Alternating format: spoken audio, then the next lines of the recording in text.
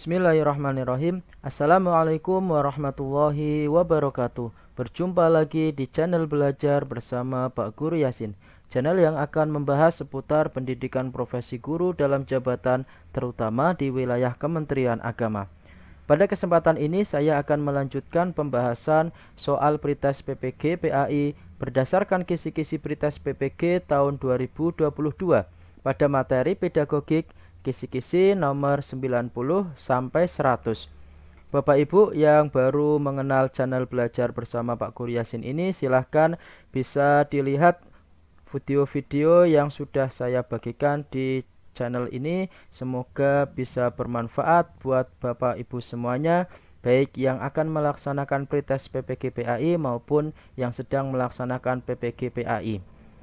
Sebelum video ini saya lanjutkan, jangan lupa ya, saya mohon dukungan dan support Bapak Ibu agar channel ini bisa berkembang sehingga bisa memudahkan Bapak Ibu semuanya. Bantu like, comment, and subscribe dan nyalakan lonceng notifikasinya sehingga Bapak Ibu akan mengetahui setiap update video dari saya. Baiklah, langsung saja menuju ke pembahasan kisi-kisi nomor 90 sampai 100 ini, Bapak Ibu. Di sini ada beberapa sumber modul materi ya, yaitu yang akan dibahas ada modul masih di teori pembelajaran, kemudian ada modul perangkat pembelajaran ya. Ini ada model-model pembelajaran aktif, pembelajaran holistik. Kemudian juga masih ada kaitannya dengan pengembangan profesi guru yang berkaitan dengan pembelajaran berbasis TIK ya, TPAK ya, ini juga. Baiklah, kita menuju ke pembahasan yang pertama, yaitu kisi-kisi soal nomor 90. Disajikan narasi terkait dengan pembelajaran dan tuntutan keterampilan global sebagai dasar dalam pembuatan RPP. Mahasiswa mampu merumuskan langkah-langkah penentuan pendekatan pembelajaran yang tepat sesuai dengan tuntutan kurikulum 2013 dan perkembangan abad 21. Berikut contoh soalnya.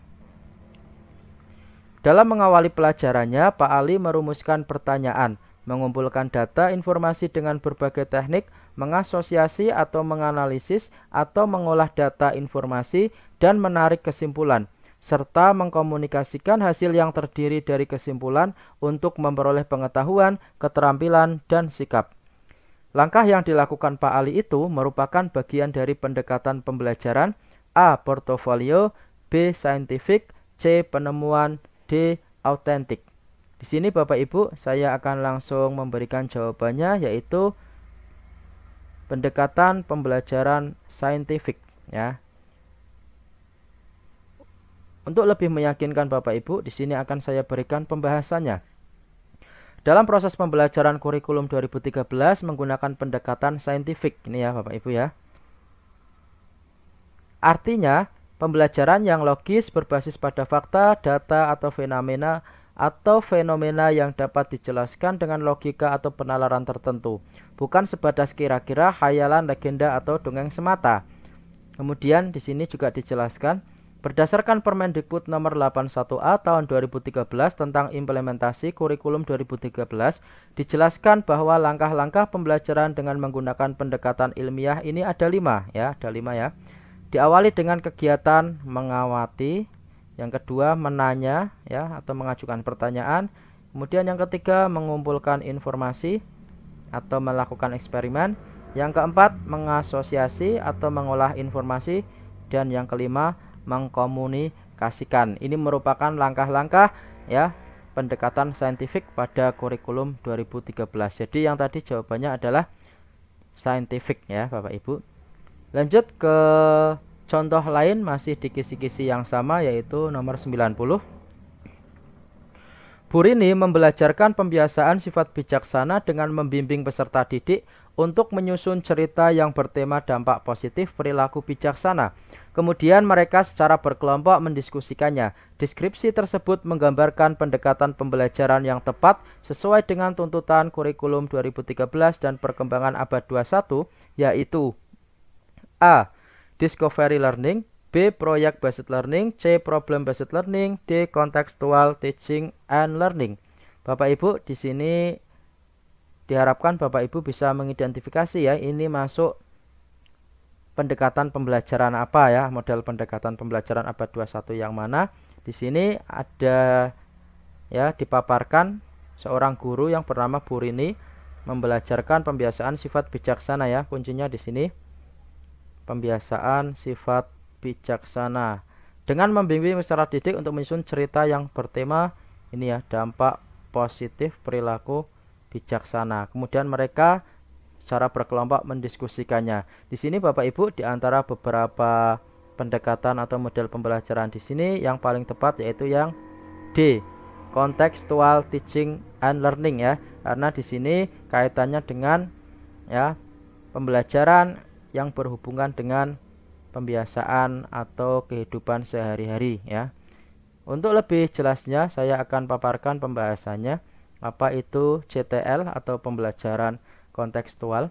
Pembelajaran kontekstual atau contextual teaching learning atau CTL adalah sebuah sistem belajar yang didasarkan pada filosofi konstruktivistik. Filosofi ini berasumsi bahwa siswa mampu menyerap pelajaran apabila mereka menangkap makna dalam materi akademis yang mereka terima, dan mereka menangkap makna dalam tugas-tugas sekolah jika mereka bisa mengaitkan informasi baru dengan pengetahuan dan pengalaman yang sudah mereka miliki sebelumnya. Untuk lebih jelasnya, saya akan berikan penjelasan lanjutan. Dari konsep tersebut ada 3 yang harus dipahami ya Bapak Ibu dalam CTL ini. Yang pertama, CTL menekankan kepada proses keterlibatan siswa untuk menemukan materi. Artinya proses belajar diorientasikan pada proses pengalaman secara langsung. Ini ya. Yang kedua, CTL mendorong agar siswa dapat menemukan hubungan antara materi yang dipelajari dengan situasi kehidupan nyata. Artinya siswa dituntut untuk dapat ini ya, menangkap hubungan antara pengalaman belajar dengan kehidupan nyata. Kemudian yang ketiga, ini tadi kedua. Yang ketiga, CTL mendorong siswa untuk dapat menerapkan pengetahuannya dalam kehidupan. Artinya CTL tidak hanya mengharapkan siswa dapat memahami materi saja, tetapi bagaimana materi itu dapat ini ya, mewarnai perilakunya dalam kehidupan sehari-hari. Tadi dari soalnya ada kata-kata itu ya, pembiasaan sifat bijaksana ya. Jadi ini jawabannya tadi yang paling tepat yaitu yang D, contextual teaching and learning. Semoga mudah dipahami Bapak Ibu. Lanjut ke pembahasan kisi-kisi selanjutnya yaitu kisi-kisi nomor 91. Disajikan narasi terkait dengan pembelajaran dan tuntutan keterampilan global sebagai dasar dalam pembuatan RPP. Mahasiswa mampu merumuskan langkah-langkah penentuan strategi pembelajaran yang tepat sesuai dengan tuntutan kurikulum 2013 dan perkembangan abad 21. Berikut contoh soalnya. Kegiatan pembelajaran yang melibatkan secara maksimal kemampuan siswa untuk mencari dan menyelidiki sesuatu, benda, manusia, atau peristiwa secara sistematis, kritis, logis, analisis, sehingga mereka dapat merumuskan sendiri penemuannya dengan penuh percaya diri. Di atas adalah langkah dari strategi pembelajaran. A. Inquiry learning atau discovery learning. B. Problem based learning. C. Project based learning. D. Brain based learning. Bapak Ibu ya, di sini disajikan beberapa langkah-langkah dalam kegiatan pembelajaran. Diharapkan Bapak Ibu nanti bisa ya menentukan strategi pembelajaran tersebut namanya apa ya. Di sini jawabannya yang paling tepat yaitu inquiry learning atau discovery learning ya. Di sini kata kuncinya adalah mencari dan menyelidiki ya. Mencari atau menyelidiki itu ya masuk inquiry atau discovery learning ya. Untuk lebih jelasnya akan saya sampaikan pembahasannya. Pembelajaran inquiry merupakan kegiatan pembelajaran yang melibatkan secara maksimal seluruh kemampuan siswa untuk mencari dan menyelidiki sesuatu, benda, manusia, atau peristiwa secara sistematis, kritis, logis, analitis, sehingga mereka dapat merumuskan sendiri penemuannya dengan penuh percaya diri. Bapak Ibu, untuk inquiry dan discovery itu sebenarnya berbeda ya, namun ada beberapa hal ya yang sama karena keduanya merupakan model atau pendekatan pembelajaran berupa penemuan ya atau penyelidikan. Yang membedakan ya, kalau pada discovery itu masalah yang ditawarkan kepada siswa itu masalah yang direkayasa oleh seorang guru ya. Maksudnya apa? Dengan kata lain, jawaban dari masalah yang disajikan guru itu sebenarnya sudah ada ya, tetapi belum diketahui oleh siswanya. Sedangkan yang inquiry learning, masalahnya itu sebenarnya bukan hasil rekayasa, sehingga siswa benar-benar harus mencari seluruh pikiran dan keterampilannya untuk mendapatkan temuan-temuan dalam masalah itu melalui proses penelitian ya. Jadi itu sedikit perbedaan antara inquiry dengan discovery. Sebenarnya sama-sama ya model pembelajaran penemuan atau penyelidikan. Baiklah, lanjut ke pembahasan kisi-kisi selanjutnya, yaitu kisi-kisi nomor 92. Disajikan rumusan KI, KD, dan IPK, mahasiswa mampu menentukan sumber belajar konvensional dan berbasis IT yang relevan. Berikut contoh soalnya. Bapak Ibu perlu diperhatikan ya, di sini ada rumusan KD dan IPK atau indikator pencapaian kompetensi. Ada 3.1 berarti ini pengetahuan ya. Kemudian ada 4.1 berarti keterampilan ya. Untuk mempersingkat waktu, saya baca saja soalnya. Pilihan sumber belajar konvensional dan berbasis IT yang relevan dimanfaatkan untuk mencapai IPK tersebut adalah, jadi nanti Bapak Ibu diharapkan bisa mengidentifikasi mana itu sumber belajar yang konvensional dan mana yang menggunakan IT ya. Di sini pilihannya yang A, buku teks PAI dan lembar peraga, B, penjelasan guru dan internet, C, Al-Quran dan terjemahnya dan LKS, D, CD dan internet. Nah, di antara yang konvensional dan IT yang mana kira-kira Bapak Ibu? Iya, ini sudah jelas ya, jawabannya yang B ya. Penjelasan guru itu merupakan konvensional ya. Konvensional itu bisa dikatakan belum berbasis IT ya, atau masih tradisional ya. Ini penjelasan guru. Kalau yang A ini konvensional semua ya, buku teks PAI, lembar peraga, Al-Quran terjemah juga konvensional. Yang D ini justru IT semua ya, CD sama internet. Jawaban yang paling tepat yaitu penjelasan guru itu sebagai sumber konvensionalnya dan internet sebagai sumber belajar berbasis IT-nya. Berarti yang B. Lanjut ke pembahasan soal selanjutnya, kisi-kisi nomor 93. Disajikan model pembelajaran, peserta mampu menentukan model yang paling tepat. Berikut contoh soalnya. Sebelum memulai proses belajar mengajar di dalam kelas, Bu Nur Aini meminta peserta didik terlebih dahulu untuk mengobservasi suatu fenomena.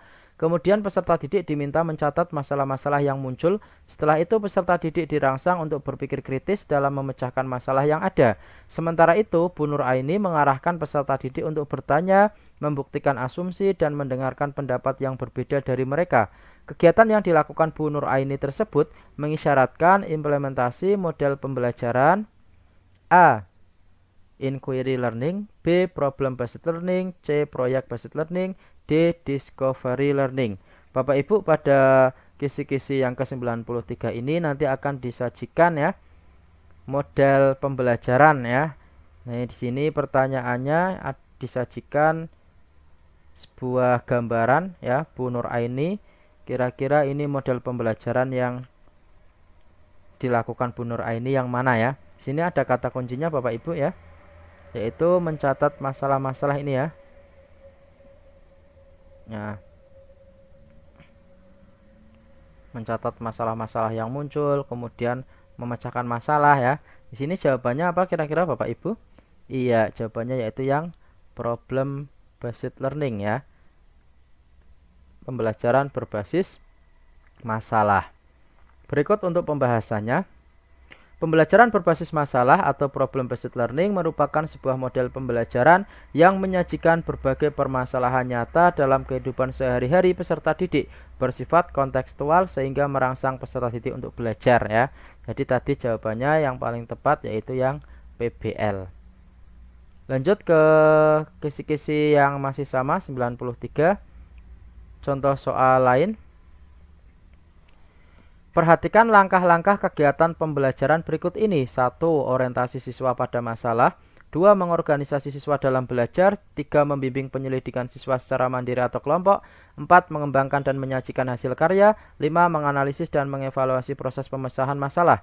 Fase-fase pembelajaran tersebut merupakan fase dalam pembelajaran dengan model A. Discovery learning, B. Project based learning, C. Problem solving learning, D. Problem based learning. Bapak Ibu disajikan beberapa langkah-langkah kegiatan pembelajaran. Nanti Bapak Ibu diharapkan bisa mengidentifikasi ya, termasuk model pembelajaran yang mana. Di sini jawabannya yang mana Bapak Ibu? Iya, sudah jelas ya.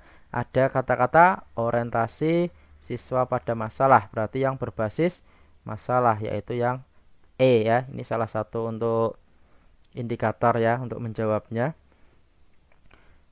Berarti jawabannya yang E ya Bapak Ibu, problem based learning. Lanjut ke ini pembahasannya ya. Langkah-langkah kegiatan pembelajaran PBL yaitu yang pertama tadi ya, orientasi siswa pada masalah, mengorganisasi, membimbing, mengembangkan, yang terakhir menganalisis dan mengevaluasi. Lanjut ke pembahasan kisi-kisi selanjutnya yaitu kisi-kisi nomor 94. Diuraikan ciri-ciri pembelajaran holistik, peserta didik mampu menganalisis pembelajaran holistik. Berikut contoh soalnya. Perhatikan pernyataan berikut.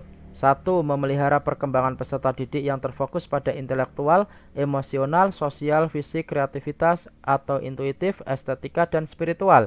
2. Menciptakan hubungan yang terbuka dan kolaboratif antara pendidik dan peserta didik. 3. Mendorong keinginan untuk memperoleh makna dan pemahaman agar dapat menjadi bagian dari dunia. 4. Memperdayakan peserta didik untuk berpikir secara kritis dalam konteks kehidupan mereka. Pernyataan di atas merupakan ciri-ciri pembelajaran A. Kooperatif, B. Kontekstual, C. Futuristik, D. Holistik. Bapak Ibu, dari kisi-kisi ini ya, target jawabannya yaitu pembelajaran holistik ya. Arti ini merupakan pengertian atau beberapa ya indikator tentang pembelajaran holistik ya.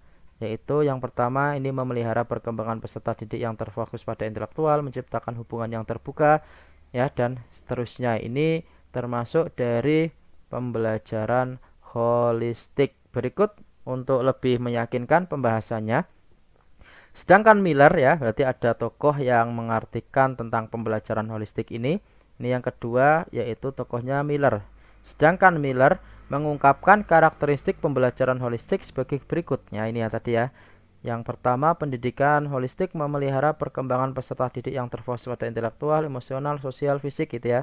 Menciptakan hubungan yang terbuka, mendorong keinginan untuk memperoleh makna. Pendekatan ini memperdayakan peserta didik untuk berpikir secara kritis dalam konteks kehidupan mereka, dan seterusnya. Ini jawabannya berarti ciri-ciri tadi pembelajaran holistik. Lanjut ke kisi-kisi selanjutnya yaitu kisi-kisi nomor 95.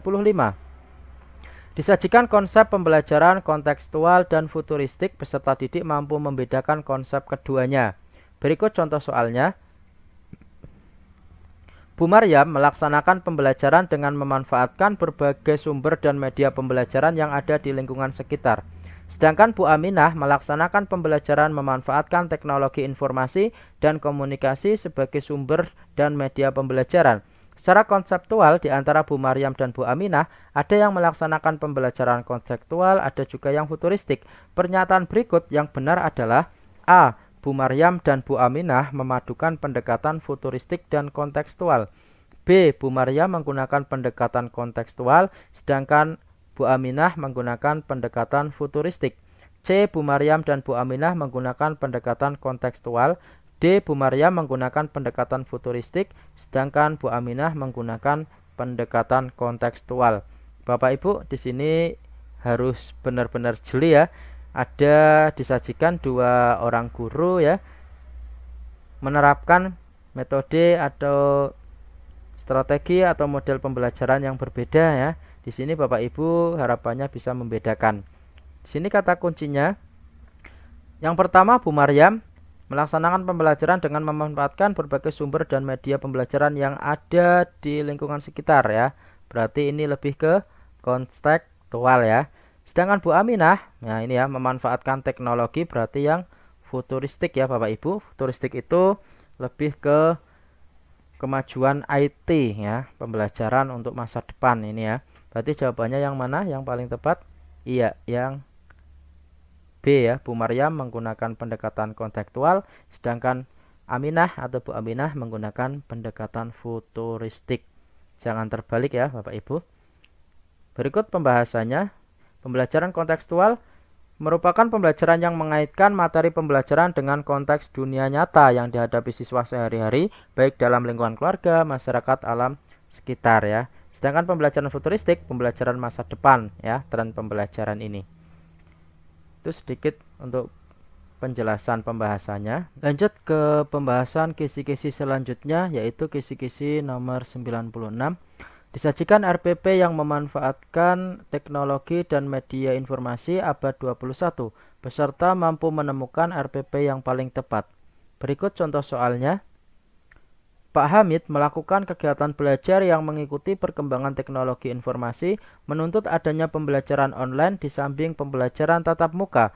Maka Pak Hamid telah melakukan bentuk pembelajaran yang disebut A. Game Learning, B. Blended Learning, C. Discovery Learning, D. Inquiry Learning. Bapak Ibu, di sini yang perlu diperhatikan ya. Di sini kegiatan pembelajaran yang dilakukan Pak Hamid ya di dalam RPP-nya yaitu mengikuti perkembangan teknologi informasi dengan pembelajaran online. Beliau juga memadukannya dengan tatap muka ya. Di sini disebut apa? Yang paling tepat jawabannya yaitu blended learning ya. Blended learning itu berarti ya dua pendekatan, yaitu secara online atau menggunakan teknologi informasi, tetap satunya juga konvensional yaitu tatap muka ya. Jadi menggabungkan antara online dengan tatap muka. Lanjut ke pembahasan kisi-kisi selanjutnya, yaitu kisi-kisi soal nomor 97. Disajikan narasi pembelajaran, mahasiswa dapat menentukan unsur-unsur pembelajaran berdasarkan saintifik. Berikut contoh soalnya. Menurut pedoman pembelajaran kurikulum 2013, kurikulum nasional, pendekatan pembelajaran harus berdasarkan kepada pendekatan saintifik atau yang dikenal dengan sintek genetik. Hal itu dimaksudkan agar peserta didik terbiasa berpikir logis dan prosedural sesuai dengan tahapan-tahapan ilmiah. Apa sajakah sintek genetik itu? A. Menentukan, mencoba, mengamati, mengevaluasi, dan tindak lanjut. B. Mengumpulkan informasi, menanyakan, merencanakan, mengevaluasi, menilai. C. Merencanakan, membuat, menjalankan, mengamati, mengevaluasi. D. Mengamati, menanya, mengumpulkan informasi, mengasosiasi, mengkomunikasikan. Bapak Ibu di sini diharapkan bisa mengidentifikasi apa itu langkah-langkah saintifik dalam pembelajaran kurikulum 2013. Jawabannya di sini yaitu yang D ya.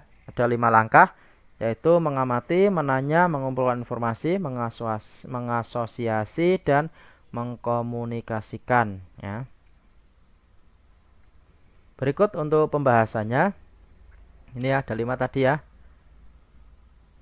Produk-produk pembelajaran, proses pembelajaran yang mengacu pada proses berpikir ilmiah, saintifik. Ada mengamati, menanya, mengumpulkan data atau informasi, mengasosiasi, dan mengkomunikasikan ya. Itu jawabannya tadi yang D ya Bapak Ibu. Lanjut ke pembahasan kisi-kisi selanjutnya, yaitu kisi-kisi nomor 98. Disajikan deskripsi pembelajaran, mahasiswa dapat menentukan teknik guru dalam menstimulasi siswa untuk bertanya dalam pembelajaran berdasarkan pendekatan saintifik. Berikut contoh soalnya. Berikut ini merupakan teknik guru dalam menstimulus siswa untuk bertanya, kecuali A. Guru memberikan contoh pertanyaan pancingan. B. Mengenalkan suatu fenomena menarik yang belum pernah dikenali oleh siswa sebelumnya. C. Setiap pagi sebelum dimulai pelajaran, siswa diminta untuk menuliskan pertanyaan. D. Ketika pembelajaran dimulai, guru langsung memberikan materi pembelajaran. Ini sudah jelas ya Bapak Ibu. Kecuali berarti yang tidak termasuk teknik guru dalam menstimulus siswa, jawabannya yang D ya. Iya, guru langsung ya memberikan pelajaran. Jadi tidak ada persepsi, tidak ada ya stimulus siswa itu diberi kesempatan untuk bertanya, ini yang D. Berikut pembahasannya. Cara menstimulus siswa untuk bertanya ya. Ini ada 1, 2, 3, 4, 5, 6, 7, ada 8 ya. Yang pertama, mengenalkan suatu fenomena menarik yang belum pernah dikenali oleh siswa sebelumnya. Yang kedua, word in a question, atau siswa diberi beberapa kata atau rangkaian kata. Kemudian memberikan contoh pertanyaan pancingan, membentuk kelompok belajar dalam kegiatan pengamatan bertanya, memberikan kesempatan ini ya untuk pengamatan, kemudian diberikan pertanyaan, diberi tugas untuk melengkapi pertanyaan, kemudian sebelum mulai pelajaran diminta untuk menuliskan pertanyaan, sama pemberian penghargaan kepada siswa yang memiliki kuantitas dan kualitas pertanyaan yang baik ya. Itu cara teknik guru untuk menstimulus siswa untuk bertanya. Lanjut ke pembahasan kisi-kisi selanjutnya, yaitu kisi-kisi soal nomor 99. Diberikan contoh-contoh aktivitas guru di dalam kelas dalam pembelajaran. Mahasiswa mampu mengidentifikasi langkah yang tepat dalam pengembangan kemampuan penalaran siswa. Berikut contoh soalnya. Materi pembelajaran yang diberikan guru diharapkan kontekstual dengan perkembangan zaman. Ibu Yani berusaha mengajak anak untuk dapat berpikir logis dan rasional. Di bawah ini kegiatan diskusi kelompok tercermin pada A. Guru dan siswa berdiskusi bersama. B. Siswa mengajukan pertanyaan kepada guru. C. Guru dan siswa melakukan tanya jawab terstruktur dalam pengawasan guru. D. Guru memberikan masalah dan siswa mendiskusikannya dalam kelompok dalam pengawasan guru. Ya, di sini Bapak Ibu nanti diharapkan bisa mengidentifikasi kegiatan ya guru yang bisa ya menstimulus ataupun yang bisa mewujudkan ya siswa itu bisa berpikir nalar atau logis ya. Di sini jawabannya yang paling tepat yang mana Bapak Ibu? Iya, yang D ya. Guru memberikan masalah, siswa mendiskusikannya, guru hanya sebagai pengawas ya atau fasilitator. Lanjut ke pembahasan kisi-kisi yang terakhir ya pada video kali ini, yaitu kisi-kisi nomor 100. Diberikan contoh-contoh aktivitas guru di dalam kelas dalam pembelajaran. Mahasiswa mampu mengidentifikasi langkah yang tepat dalam penerapan TPEX pada pembelajaran.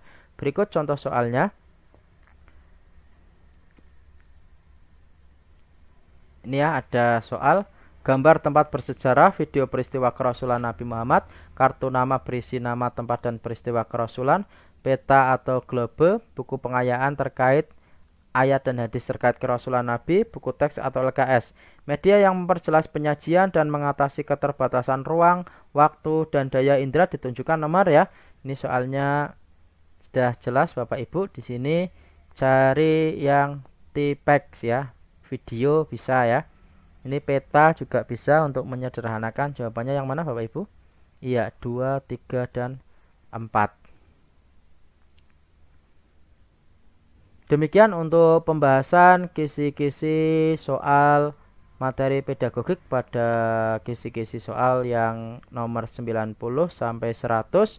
Mudah-mudahan bermanfaat dan bisa dijadikan referensi Bapak Ibu buat persiapan menghadapi pretest PPG tahun ini. Mudah-mudahan bermanfaat. Saya doakan Bapak Ibu agar bisa dimudahkan dalam mengerjakan soal-soal pretest dan diberi kelulusan. Amin ya rabbal alamin. Terus ikuti channel belajar bersama Pak Guru Yasin. Mudah-mudahan bisa membawa kemudahan buat Bapak Ibu semuanya. Sekian dan terima kasih. Wassalamualaikum warahmatullahi wabarakatuh.